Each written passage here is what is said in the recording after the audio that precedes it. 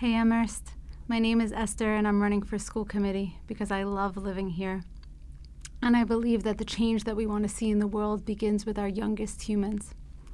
I'm new to Amherst, and while some might see that as a disadvantage, I see it as an opportunity to bring a new voice with a beginner's mind to this community. When I was a child, I suffered from undiagnosed learning disabilities. This meant that I did not excel in school and I did not think that I was very smart. When my own children faced their own learning challenges, I was ready. I was not going to have them suffer in the same ways I did. I became a staunch advocate and navigated the countless systems that were needed in order to get them the education they deserved. I believe that all students with different learning styles and different needs and different identities deserve a stellar education.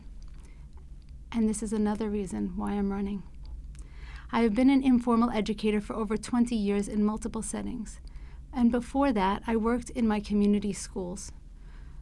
Through my tenure, I was an assistant to the principal and then the assistant to the early childhood director, a substitute teacher, a SEAT, and a play therapist. When our school was moving from its first building to its second, I was hired to help with the transition, where I ran the front office and supported teachers, students, and families in communicating all of the changes and creating systems that ensured the whole community, students, parents, and staff, were taken care of. I was the front face of the school. The school I worked in faced similar challenges that we face here in our Amherst elementary schools, and this experience gives me an understanding of the whole system that I know will be an asset if elected. Like I said earlier, I come at this with a beginner's mind and the ability to ask the hard questions. Over the past couple of weeks, as the campaigning has ramped up, I have been asked countless questions about how I'll address specific issues facing our schools: funding, communication, racial justice, environmental concerns, school salaries, and a host of other issues. All of these are important to me. But the way that I will make decisions if I'm elected is through my value system.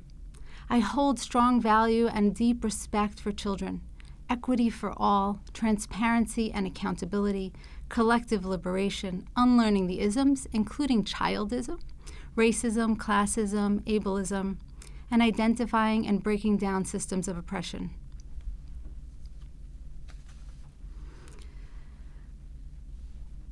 The reality is that I don't have all of the answers today. The idea that one person could or should have the answers is a symptom of living in a culture baked in white supremacy. As an American, I grew up placing value in this country's insistence on individualism. But my Arab ancestry means that collectivism is in my bones, and in order to integrate these two parts of me, I have come to recognize that interdependence is the healthiest way forward. This means that the answers lie in the connections we create. The relationships we build hold within us the answers that we could never come up with on our own. My training in trauma-informed care, restorative justice, community building, and my neurodivergence offers me the ability to gather, understand, and synthesize complex problems and different perspectives, and to think through complexities while working together to create a plan that takes into account everyone's needs. If elected to the committee, I will use the skills that I have developed to build connections with all community stakeholders so that we can work together to find the solutions for our children that can feel supportive for the whole community.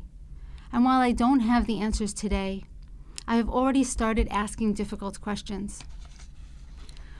When I heard about the hiring of Dr. Z as the new superintendent, my first question was, what type of scaffolding have we put in place for the first female Black superintendent in Amherst schools?